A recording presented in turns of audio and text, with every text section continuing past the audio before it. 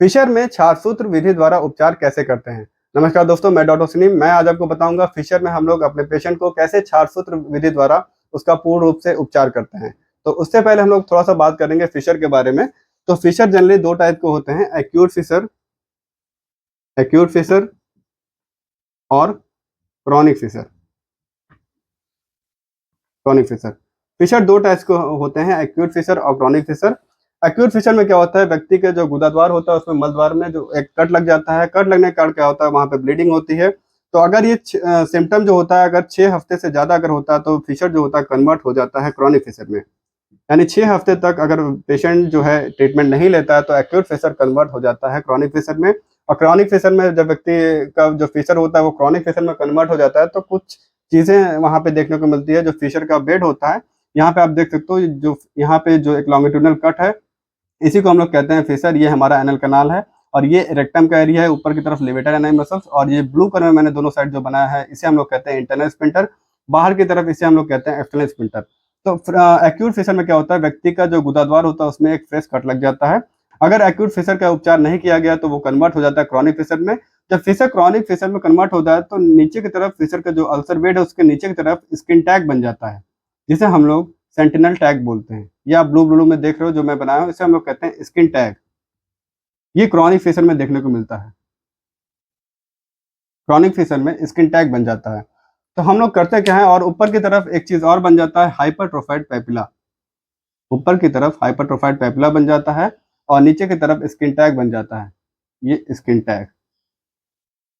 तो हम लोग करते क्या है, क्षारसूत्र विधि द्वारा कैसे इलाज करते हैं। तो क्षारसूत्र क्या होता है, क्षारसूत्र एक मेडिसिन कोटेड थ्रेड होता है। ये आप देख सकते हो, मेरे पास एक क्षारसूत्र है, मैं आपको दिखाना चाहूंगा।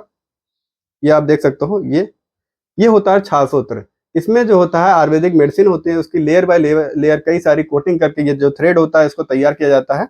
और हम लोग करते क्या है, क्षारसूत्र में हम लोग क्षारसूत्र में क्या करते हैं, सब पेशेंट को सबसे पहले लोकल एनेस्थीसिया देते हैं। लोकल एनेस्थीसिया देने के बाद जो जो एनएस का एरिया होता है उसको सुन्न कर देते हैं।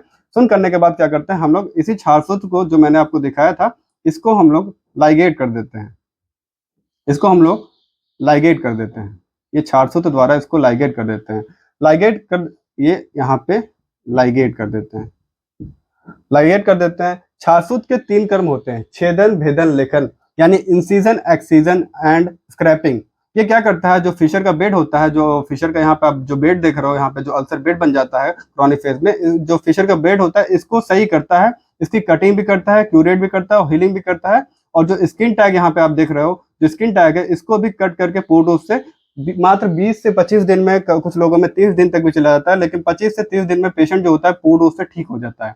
तो क्षारसूत्र हम लोग इसको लाइगेट कर देते हैं। यहाँ पे जो स्किन टैग को लेकर फिशर, यहाँ पे आप अल्सर बेड देख रहे हो, यहाँ पे इसको लाइगेट कर देते हैं। लाइगेट करने के बाद क्या होता है, मात्र 25 से 30 दिन में पेशेंट पूर्ण रूप से क्षारसूत्र द्वारा सही हो जाता है। क्षारसूत्र के जो मेडिसिन कोटेड थ्रेड होती है इसके कई सारे प्रॉपर्टी होते हैं। मेन जो प्रॉपर्टी होती है वो छेदन, भेदन, लेखन। तो ये करता क्या है, ये कट करता है, जो यहाँ पे जो स्किन टैग होता है उसको कट करता है, क्यूरेट करता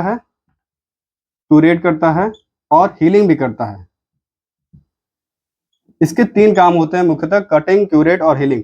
ये यहाँ पे जो फिशर बेड होता है उसको और स्किन टैग जो होता है इसको कट भी कर देता है, क्यूरेट भी करता है। जो गंदगी होती है, जो अल्सर बेड होता है, क्योंकि हम लोग जानते हैं फिशर में अल्सर बेड जो होता है उसमें क्या होता है, अनहेल्दी टिश्यू होते हैं। और अनहेल्दी टिश्यू जैसे ही हटेंगे तो नीचे के जो टिश्यू होते हैं वो हेल्दी होते हैं। तो यहाँ पे धीरे धीरे यहाँ पे हीलिंग भी होती रहती है। तो ये 3 गुण होने के कारण क्षारसूत्र जो होता है फिशर के पेशेंट में वो काफी अच्छा इसका ट्रीटमेंट होता है। और पेशेंट जो होता है मात्र 25 से 30 दिन में 30 दिन में पूर्ण रूप से सही हो जाता है। उसको पता भी नहीं लगता कि उसके मलद्वार पे कोई पहले से कोई चीज थी, कोई स्किन टैग या फिर कोई लंप लाइक स्ट्रक्चर वहां पे था।